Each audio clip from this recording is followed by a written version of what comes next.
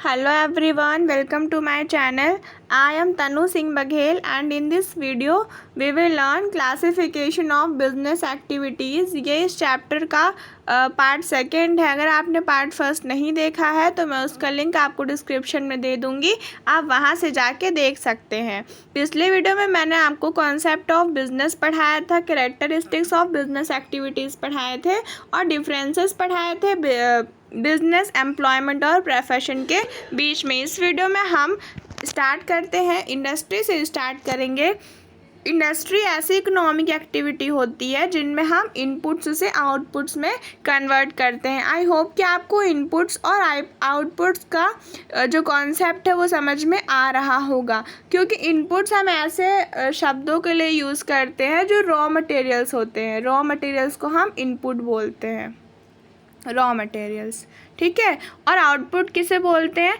Inputs को use करके जो चीज़ें बनाई जाती हैं, जिनका प्रोडक्शन किया जाता है, उन्हें हम आउटपुट्स बोलते हैं. उसके बाद आता है जनरली इंडस्ट्री हम मैकेनिकल एप्लायंसेस और टेक्निकल स्किल्स जैसे चीज़ों के लिए यूज़ करते हैं.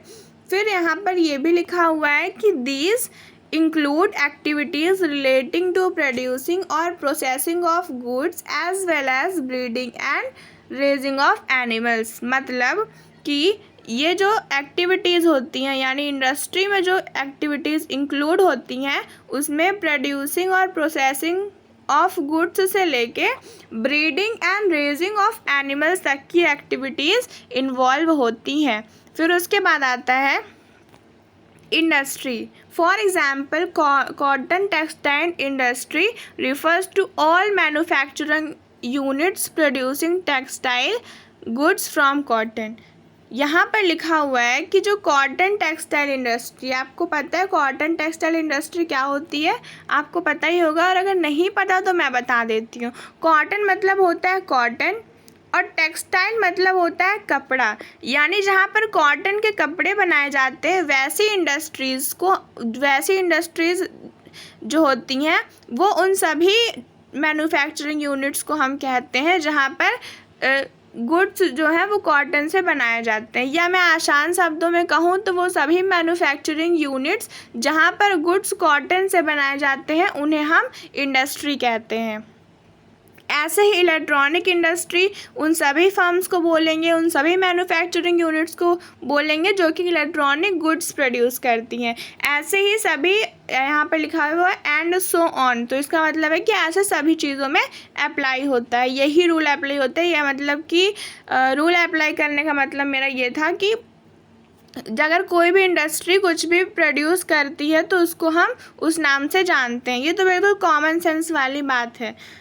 उसके बाद है बैंकिंग इंडस्ट्री होती है, इंश्योरेंस इंडस्ट्री होती है, ठीक है. फिर इंडस्ट्रीज़ में be divided into 3 broad categories, primary, secondary and tertiary. ये हम पिछले क्लास में भी पढ़े हैं, मतलब हमने 10th में भी पढ़ा है कि इंडस्ट्रीज़ 3 टाइप्स की होती हैं, प्राइमरी इंडस्ट्री, सेकेंडरी इंडस्ट्री और टर्शरी इंडस्ट्री. जैसा कि आप इसको 10th में पढ़े हो तो आपको इसके बारे में थोड़ा बहुत आइडिया तो होगा ही कि ये होती क्या है. प्राइमरी इंडस्ट्री ऐसी इंडस्ट्रीज़ होती हैं जहाँ पर जो गुड्स का प्रोडक्शन होता है वो प्राइमरी चीज़ों को यूज़ करके किया जाता है. अब आप पूछोगे कि प्राइमरी चीज़ों का यूज़ करके कैसे किया जाता है, तो वो ऐसे किया जाता है कि हमारे नेचर में जो कोई भी चीज़ें होती हैं, यानी हमारे नेचर में जो कोई भी चीज़ें प्रोडक्ट मतलब प्रोड्यूस की जाती हैं, उनका यूज़ करके हम प्राइमरी इंडस्ट्रीज़ में प्रोडक्शन करते हैं. फॉर एग्ज़ाम्पल, अगर हमारे नेचर में कॉटन होता है और अगर हम उससे कपड़े बना लेते हैं तो वो क्या हो जाता है, वो हमारा प्राइमरी इंडस्ट्री में आता है, क्योंकि हम उसमें नेचुरल प्रोडक्ट्स का यूज़ करके बना रहे हैं. वहीं पर प्राइमरी इंडस्ट्रीज़ का जो एक पार्ट होता है वो होता है एक्सट्रैक्टिव इंडस्ट्रीज़. ये इंडस्ट्रीज़ एक्सट्रैक्टिव इंडस्ट्रीज़ इसलिए कहलाती हैं क्योंकि इसमें हम प्रोडक्ट्स को एक्सट्रैक्ट करते हैं, यानी नेचर से उसको एक्सट्रैक्ट करते हैं और फिर उसको यूज़फुल गुड्स में कन्वर्ट करते हैं.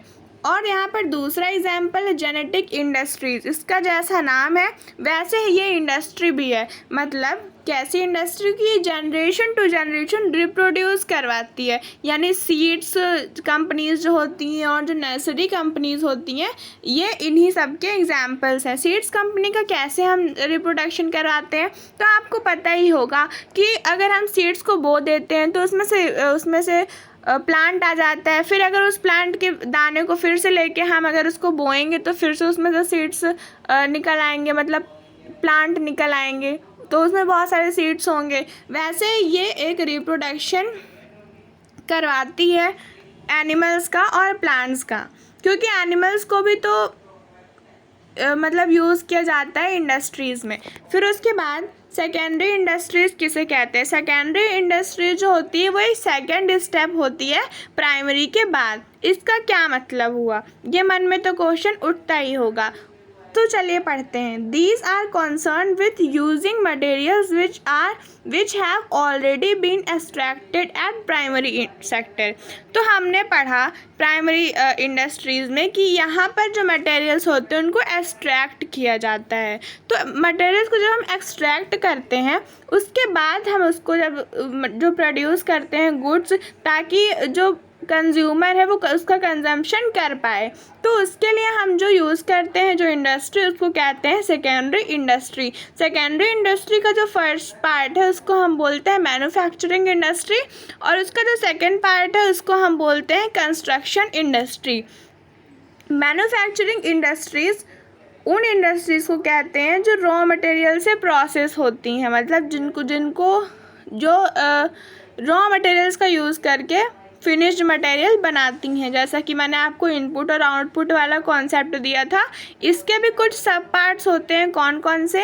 Analytical industry, synthetical industry, processing industry, assembling industry. बहुत ही ईजी से कॉन्सेप्ट्स हैं, क्योंकि एनालिटिकल से मतलब हमें क्या समझ में आ रहा है कि ये एनालाइज होती हैं, यानी ये सेपरेट होती हैं। अगर कोई मैन्युफैक्चरिंग इंडस्ट्री है और उसमें जो चीज़ें हैं वो सेपरेट करके बनाई जा रही हैं, इसका मतलब ये हुआ कि वो सेपरेशन हो रहा है, उसमें सेपरेशन का प्रोसेस हो रहा है। For example oil refinery. अब एक और क्वेश्चन आता है कि ऑयल रिफाइनरीज का एग्जांपल कैसे हो सकता है, तो मैं आपको एग्जांपल देती हूँ नारियल का। जो नारियल होता है उसमें से क्या किया जाता है कि ऑयल को अलग किया जाता है और नारियल को अलग किया जाता है, तो उसमें से क्या बन जाता है, उसमें से ऑयल निकल जाता है, नारियल अलग हो जाता है, वैसे ही ऑयल रिफाइनरी हो जाता है। फिर सिंथेटिकल इंडस्ट्री। सिंथेटिकल इंडस्ट्री से क्या मतलब समझ में आ रहा है कि उसमें सिंथेसाइज किया जाता है। फॉर एग्जांपल सीमेंट में हम सिंथेसाइज करके बनाते हैं, है ना। फिर प्रोसेसिंग इंडस्ट्री, इसमें प्रोसेस करके बनाया जाता है। यहाँ पर जितने भी वर्ड्स लिखे हुए हैं इनका इनसे नाम से बहुत ज़्यादा रिलेशन है। जैसे इनका नाम है वैसे ये इंडस्ट्रीज़ भी हैं, हम इनके नाम से याद रख सकते हैं कि ये इंडस्ट्रीज़ कैसी, जैसे प्राइमरी इंडस्ट्री, एक्सट्रैक्टिव इंडस्ट्री, है ना। तो और यहाँ पर genetic industry, secondary industry, manufacturing industry, इन सब के नाम से ही समझ में आ जाता है कि ये इंडस्ट्री क्या काम करती हैं और कैसी इंडस्ट्री हैं। हम थे प्रोसेसिंग इंडस्ट्री में। प्रोसेसिंग इंडस्ट्री में क्या होती है कि कई तरह के प्रोसेस से एक गुड्स, यानी कि एक गुड्स को बनाया जाता है, प्रोड्यूस किया जाता है, उसको हम बोलते हैं प्रोसेसिंग इंडस्ट्री। फिर एग्जांपल आता है असेंबलिंग इंडस्ट्री का। असेंबलिंग इंडस्ट्री ऐसी इंडस्ट्री होती है जिसमें हम कई सारी चीज़ें जो होती हैं वो असेंबल करके सिर्फ एक प्रोडक्ट बनाते हैं। जैसे टेलीविज़न हो गया, उसमें बहुत सारे जो इनपुट्स होते हैं उनको असेंबल करते हैं, उनको इकट्ठा करते हैं और फिर एक टेलीविज़न बनाते हैं। ऐसे ही कार में होता है, बहुत सारे कार के पार्ट्स होते हैं, उन पार्ट्स को हम इकट्ठा करते हैं और फिर एक कार बनाते हैं। ऐसा नहीं कि कोई इंडस्ट्री तो सिर्फ एक ही चीज़ बनाएगी, नहीं, मतलब उसके कहने का मतलब कि एक यूनिट को चीज़ बनाने के लिए बहुत सारे चीज़ों को असेंबल करना पड़ता है, तो वो एक बन पाता है। फिर वहीं पे आता है इसका सब पार्ट जो है वो है कंस्ट्रक्शन इंडस्ट्री। कंस्ट्रक्शन इंडस्ट्री ऐसी इंडस्ट्री होती है जहाँ पर dams, buildings, bridge, roads, tunnels, canals, इन सब का कंस्ट्रक्शन किया जाता है। इसमें जो इम्पोर्टेंट स्किल्स होती हैं इंजीनियरिंग और आर्किटेक्चरल स्किल्स, ये होती हैं इम्पॉर्टेंट चीज़ें जो कि कंस्ट्रक्शन इंडस्ट्रीज़ में काम आती हैं। फिर वहीं पर आता है टर्सरी इंडस्ट्रीज़, जो अगर हमने पढ़ा है कि प्राइमरी इंडस्ट्रीज़ होती हैं और सेकेंडरी इंडस्ट्रीज़ होती है, तो इन इंडस्ट्रीज़ को हेल्प करने के लिए जो इंडस्ट्री बनी हुई है वो बनी हुई है टर्सरी इंडस्ट्री। फॉर एग्ज़ाम्पल, अगर हमें क्या करना है, अगर कोई गुड्स जो है वो फिनिश्ड गुड्स में कन्वर्ट हो चुका है, या हम बोल सकते हैं कि वो आउटपुट बन चुका है, तो अगर उस आउटपुट को हमें किसी भी फैक्ट्री से अगर हमें किसी भी शॉपकीपर को पहुंचाना है, उसके लिए हमें ट्रांसपोर्टेशन की ज़रूरत पड़ेगी, सर्विसेज की ज़रूरत पड़ेगी, तो वो कौन देगा, वो टर्सरी इंडस्ट्री देगी। यहाँ पर लिखा हुआ है these are concerned with providing support services to primary and secondary industries as well as industries relating to trade। तो वही ऐसी इंडस्ट्रीज़ होती हैं जो कि ट्रेड, ऐसी एक्टिविटीज़ होती हैं जो कि ट्रेड से रिलेटेड काम करती हैं, टर्सरी इंडस्ट्रीज़ में ऐसी एक्टिविटीज़ इन्वॉल्व होती हैं। फिर these industries provide service facilities, ये इंडस्ट्रीज़ क्या करती हैं कि सेकेंडरी इंडस्ट्रीज़ और प्राइमरी इंडस्ट्रीज़ को सर्विस देती हैं। एज बिजनेस एक्टिविटीज़ दीज में considered part of commerce because as auxiliaries to trade. यहाँ पर जो वर्ड लिखा हुआ है ऑक्सिलरीज टू ट्रेड, इसको हम आगे डिटेल में पढ़ेंगे, पर अभी के लिए हम इतना समझ लेते हैं कि ऐसी एक्टिविटीज़ जो कि ट्रेड करने में सहायक हो, क्योंकि ऑक्सिलरीज मतलब होता है सहायक, टू ट्रेड यानी ट्रेड करने में जो सहायक हो ऐसी एक्टिविटीज़। मैंने आपको ट्रांसपोर्टेशन का एग्जाम्पल दे के तो समझा ही दिया कि कैसे हो सकता है। फिर यहाँ पर लिखा हुआ included in this category are transport, जो कि मैंने अभी बताया, एक अच्छा सा एग्जाम्पल दिया, और फिर banking, insurance, warehousing, communication, packaging, advertising. अब आप सोचोगे कि वेयर हाउसिंग कैसे है, मैं बताती हूँ। वेयर हाउसिंग ऐसे है कि अगर हम कोई भी चीज़ जो है वो इनपुट से आउटपुट में कन्वर्ट कर दिए, और फिर कन्वर्ट करने के बाद में ज़रूरी तो नहीं है कि जैसे ही हमने कन्वर्ट किया, जैसे ही वो भी प्रोडक्ट जो है वो फिनिश्ड गुड में कन्वर्ट हुआ, तो ज़रूरी तो नहीं है ना कि उसी टाइम पे वो सेल हो जाएगा या उसी टाइम पे उसको कंज्यूम कर लिया जाएगा। तो जब तक वो कंज्यूम नहीं किया जाता है, जब तक उसको सेल नहीं किया जाता, तब तक वो एक स्टोरेज के फॉर्म में रखा रहेगा, उसी को हम बोलते हैं वेयर हाउसिंग। फिर आ जाते हैं कॉमर्स में। कॉमर्स में 2 टाइप्स के होते हैं, एक होता है ट्रेड और एक होता है ऑक्सिलरीज टू ट्रेड, जिसके बारे में मैंने अभी कहा कि हम अभी डिटेल में पढ़ेंगे। तो यहाँ पर लिखा हुआ buying and selling of goods is termed as trade. तो ये कितनी कॉमन सेंस वाली बात है कि अगर हम किसी भी चीज़ को यानी गुड्स को अगर हम बाय कर रहे हैं या हम सेल कर रहे हैं तो उसको हम ट्रेड बोलेंगे, ठीक है। इसका मतलब ये कि हम ट्रेड कर रहे हैं। फिर but there are a lot of activities that are required to facilitate the purchase and sale of goods। लेकिन कुछ एक्टिविटीज़ होती हैं जिन्हें ज़रूरत पड़ती है कि वो गुड्स को परचेस करें और गुड्स को सेल करें। तो इन एक्टिविटीज़ या इन सर्विसेज को, एक तरह से वो सर्विस ही न दे रहा है, तो इनको हम बोलेंगे ऑक्सिलरीज टू ट्रेड, जो कि ट्रेड करने में सहायक है यानी ऑक्सिलरी है। एग्जाम्पल तो मैंने दिया ही, transport, banking, insurance, communication, advertisement, packaging, warehousing, ठीक है। चलिए, फिर ये जो चार्ट दिया हुआ है यहाँ पर अच्छे से दिखाई नहीं दे रहा है, तो हम क्या करते हैं, हम यहाँ पर पढ़ लेते हैं कि मैंने अलग से एक स्लाइड बना दी थी, क्योंकि मुझे मालूम है कि यहाँ पर दिखाई नहीं देगा, अच्छे से हमको समझने में प्रॉब्लम होगी, इसलिए हम इसको यहाँ पर समझ लेंगे। तो चलिए, अगर इस चार्ट को हम एग्ज़ाम में बना कर आते हैं तो टीचर बहुत ज़्यादा खुश होंगे और हमें बहुत अच्छे मार्क्स मिलेंगे। बिजनेस है, और यहाँ पर बिजनेस में 2 चीज़ें होती हैं, एक होती है इंडस्ट्री, एक होता है कॉमर्स। इंडस्ट्री और कॉमर्स के बारे में तो मैंने आपको बता ही दिया है ना। इंडस्ट्री 3 तरह की होती है, primary industry, secondary industry, tertiary industry. एक बार फिर से रिवाइज करवा देती हूँ।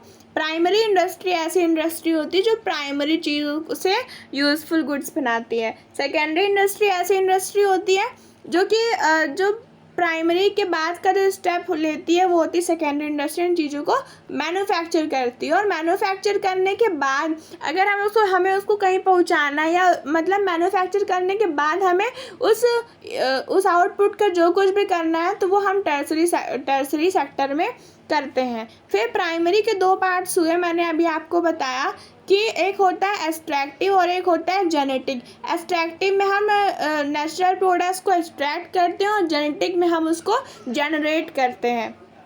जैसा हमने सीड्स का जनरेशन कर दिया एनिमल्स को, ठीक है। फिर वहीं आता है सेकेंडरी में दो टाइप्स होते हैं, एक होता है मैन्युफैक्चरिंग और एक होता है कंस्ट्रक्शन। मैन्युफैक्चरिंग में मैंने आपको कुछ टाइप्स बताए, एनालिटिकल, है ना, यहाँ पर दिया हुआ है एनालिटिकल, प्रोसेसिंग, असेंबलिंग, सिंथेटिकल, है ना। तो ये सब एनालिटिकल में क्या होता है, एनालिटिकल में चीज़ों को एनालाइज किया जाता है, यानी अलग किया जाता है। अगर हम उसको अलग कर देते हैं तो कुछ चीज़ें मैन्युफैक्चर हो जाती हैं, तो इसको हम बोलेंगे एनालिटिकल इंडस्ट्री। और फिर यहाँ पर है, फिर उसके बाद सेकंड नंबर में है सिंथेटिकल इंडस्ट्री।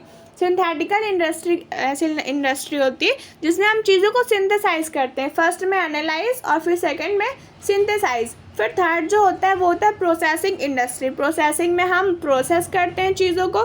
फॉर एग्जांपल अगर हमें शुगर को वो करना है, प्रोड्यूस करना है, तो हम वो काफ़ी सारे प्रोसेस से गुजरेगा तब वो प्रोड्यूस हो पाएगा, यानी तब वो फिनिश्ड गुड में कन्वर्ट हो पाएगा। ऐसे ही अगर हमें पेपर का प्रोडक्शन करना है तो काफ़ी सारे प्रोसेस उसको गुजरना होगा, तब जाके उसको हम फिनिश्ड गुड्स में कन्वर्ट कर पाएंगे। ऐसा तो नहीं है ना कि अगर हम उसको एनालाइज कर देंगे पेपर को तो वो फिनिश्ड गुड में कन्वर्ट हो जाएगा, बिल्कुल नहीं। हमें पेपर बनाने के लिए काफ़ी सारी प्रोसेस से उसको ले जाना होगा तभी जाके वो बनेगा।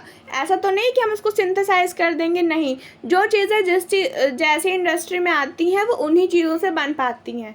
फिर असेंबलिंग में क्या होता है कि काफ़ी सारी चीज़ों को हम असेंबल करते हैं, एक साथ करते हैं, तब जाके उनका प्रोडक्शन हो पाता है, ठीक है। हमने यहाँ तक पढ़ लिया मैन्युफैक्चरिंग तक। कंस्ट्रक्शन की बात करते हैं।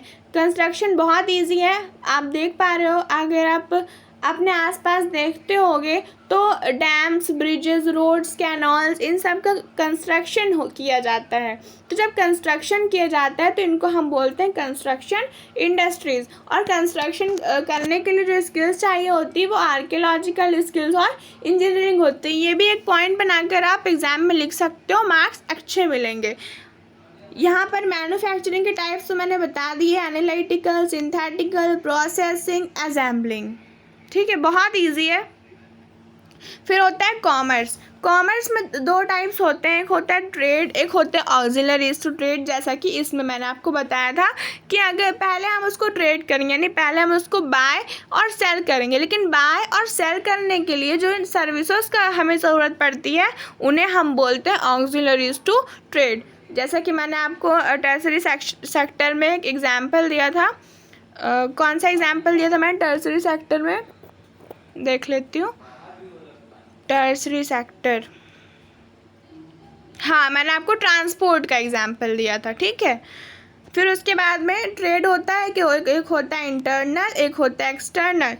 व्हाट इज़ इंटरनल ट्रेड और एक्सटर्नल ट्रेड? ये बहुत ही अच्छे क्वेश्चन है और एक तरह से क्यूरियस क्वेश्चन है ना, हमें जानने की इच्छा होती है कि इंटरनल ट्रेड क्या है, एक्सटर्नल ट्रेड क्या है। और फिर इंटरनल ट्रेड के टाइप्स भी दिए हुए हैं, एक्सटर्नल ट्रेड के टाइप्स भी दिए हैं। बहुत ही इंटरेस्टिंग है ये जानना। चलिए जानते हैं। देखिए, इंटरनल ट्रेड ऐसा ट्रेड होता है जो कि हमारे कंट्री के अंदर ही होता है। अगर मैं हूँ, मान लो मेरा नाम ए है, ए ने बी को क्या किया, दोनों एक ही कंट्री से बिलोंग करते हैं। ए ने बी को सेल किए आईफोन,